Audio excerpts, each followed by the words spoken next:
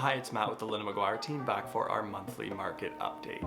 So we're going to be taking a look at the June numbers for Burlington this month, and just before we get into things, we saw a little bit of a slowdown in April and May, especially when it comes to sales activity and price.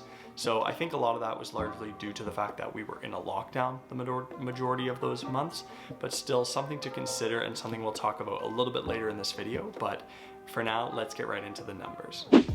So sales activity, or the number of homes selling in June in Burlington, was just over 320 homes. So that's actually down 13% from May to June. So I'd mentioned we saw a little bit of a slowdown in April and May, and the sales side of the market has slowed a little bit as we move into June. I think a lot of that is also largely due to the fact that people are on summer break now with their kids. They want to get up to the cottage, they want to get away, because we finally can do some of that. So we've seen a little bit less competition for buyers and a little bit of a slowdown in sales activity month over month. Taking a look at new listings, we had just over 420 new listings hit the market in June, and that was down 3% from May to June.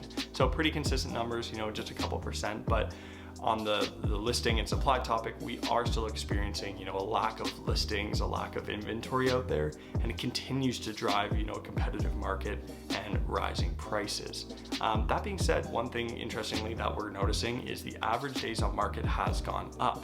So it was around 11 in May and it was around 14 in June. So, it doesn't seem like a lot, but that's almost a 30% increase in how long it's taking homes to sell. And I think a lot of this can be attributed to the fact that we're seeing homes that are holding offers, not getting quite what they wanted, or not getting any offers, and they're relisting. So they're, dragging the average days on market out a little bit. That being said, we are still experiencing a lot of competition, and because of that, we are still seeing rising prices. So taking a look at average price, in May, the average price in Burlington was right around $1 million, and in June, it was at $1,125,000. So that's about a 13% increase from May to June. And I know that is a huge number, but before we gasp at that, let's take a quick look at this chart, because it outlines a few things. So taking a look at this chart, we can kind of see average price has been, consistently rising for the past year. And you can see in April and May, we saw a drop in the average price, a couple percentage points per month there. And I think a lot of that comes back to the fact that we were in another lockdown, and we had some buyers personally that put their search on hold through those months, or through those 6 or 7 weeks. That being said, when you look at the average price in June, if you continue the lineup from March, and look at March compared to June, it was only about a 4% increase. So the 13% seems dramatic because we're looking at May to June, which was a big jump.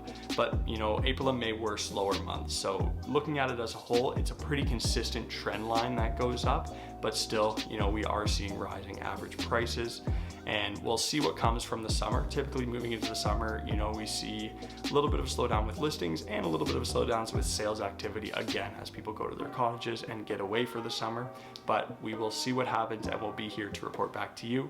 Anyways, that's it for this month. Hope you enjoyed, and hope you have a great day. See ya.